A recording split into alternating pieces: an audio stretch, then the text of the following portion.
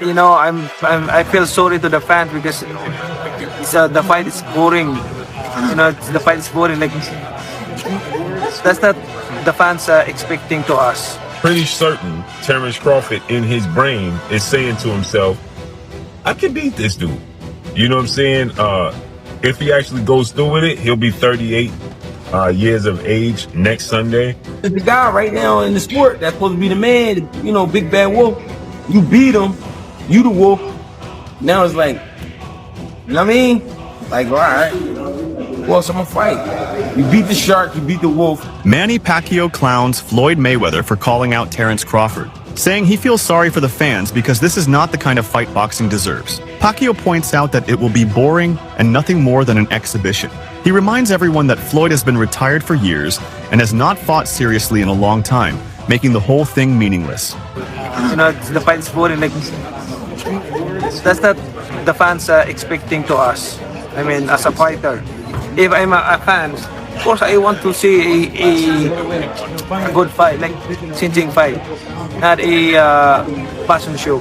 Manny Pacquiao has not held back in his criticism of Floyd Mayweather. He expressed that he feels a sense of pity toward the retired champion because his priorities are tied almost entirely to financial gain. According to Manny, the purpose of Mayweather returning to the ring is not about legacy or sport, but about squeezing money out of exhibition spectacles. He described the possible showdown with Terence Crawford as an event motivated solely by greed rather than athletic competition.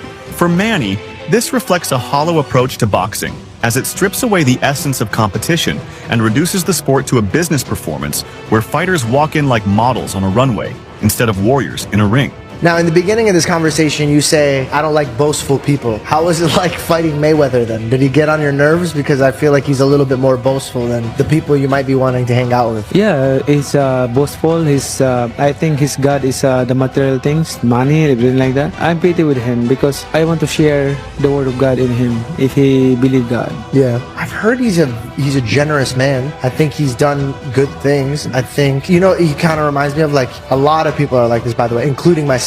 I'm not just saying him. I'm including myself. The man who goes up to Jesus and says, what should I do to get into heaven? He says, sell all your belongings. And he walked away crying because he couldn't sell his belongings. Exactly. The announcement that Floyd Mayweather and Mike Tyson will meet in 2026 created shockwaves across the boxing world.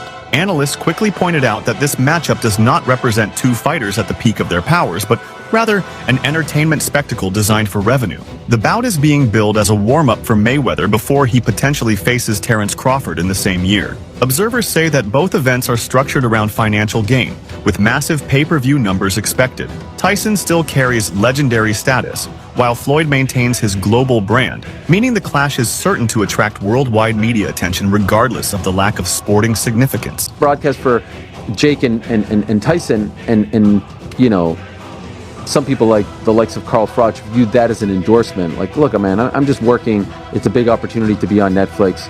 I didn't put the fight together. I'm not paying these guys. So, let's chill out. But all right, I'm not going to poo-poo this. I just don't know what CSI is. And the way it was presented made me think that there was like a secondary press release to come, that they'll be involved in like some sort of like virtual boxing thing. Like, it just didn't seem real. You know why it didn't seem real? I'll tell you why. There's no date attached to it. There's no venue attached to it. Forget rules. Exhibition, not exhibition, weight. I mean, here's a guy who fought a heavyweight fighting forget all that. These things can get figured out. The fine details. The fact that it was announced, why announce something with no date or location attached to it? What's the point? Unless you're just trying to get people excited and trying to get them trying to get some investors or something like that. But maybe also testing the waters. If the response was overwhelmingly positive, maybe you go, okay, we move forward. If the response is muted or negative, maybe you go, okay, we're not going to actually do this. You lob it out there as a way to poll the public, and then make an adjustment. So you don't think it happens? I do not think it happens. I just don't think there will be enough interest. I know they have huge name value. There's zero after the last performance by Mike Tyson against Jake Paul. I don't think there's going to be interest in seeing Mike Tyson do that again. Terence Crawford has consistently shown admiration for Manny Pacquiao. When speaking about him, he emphasized that Manny's career stands alone in boxing history. The Filipino icon captured titles across multiple weight divisions, often fighting bigger opponents and winning against the odds. Crawford expressed that Manny's success was not only historic, but also nearly impossible for anyone to repeat, since he achieved greatness in a unique era by taking on challenges no other fighter would dare attempt. Man, a generational, talented fighter. Like, he's accomplished what no other fighter is ever going to accomplish. The idea of Terence Crawford facing David Benavidez has become a popular talking point among fans. Benavidez is viewed as one of the most dangerous fighters in the sport today, with size, youth, and aggression on his side. Supporters believe that such a matchup would test Crawford in ways no other opponent has so far. Despite this excitement, no official confirmation has been made, leaving the debate as speculation. The discussion highlights the hunger among boxing fans for meaningful, high-risk fights that go beyond exhibitions and celebrity-driven spectacles. Shock the world, not me, but shock the world. This past Saturday, Mexican Independence Day weekend, what he took on and defeated another first ballot Hall of Famer, but he essentially jumped up 3 weight classes, technically 2, from 154 to 168, but only had 1 fight at 154 last August against Israel Majimov.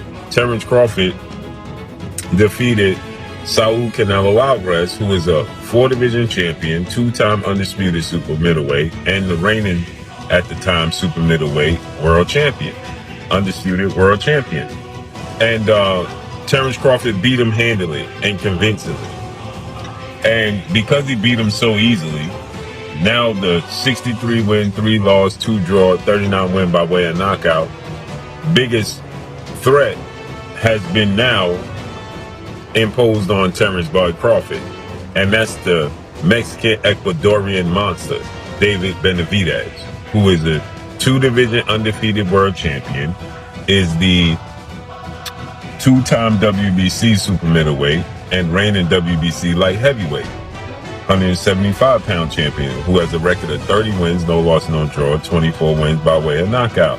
He stands 6'2" with a 75-inch arm reach. This is a fight that David Benavidez has been calling for Canelo Alvarez when he was at 168, and Canelo Alvarez strategically maneuvered around him. But Canelo Alvarez is 5'7" with a 70-inch arm reach, started his career at 147 pounds, made his real name at 154 pounds. He's not a big guy, okay? And styles make fights. Benavidez is 6'2" with a 75-inch arm reach. His last fight at 168 against Demetrius Andrade, he rehydrated to 193. So he's a big guy. Canelo Alvarez probably rehydrate to 182, maybe 185 max, right? He's not a big guy, right?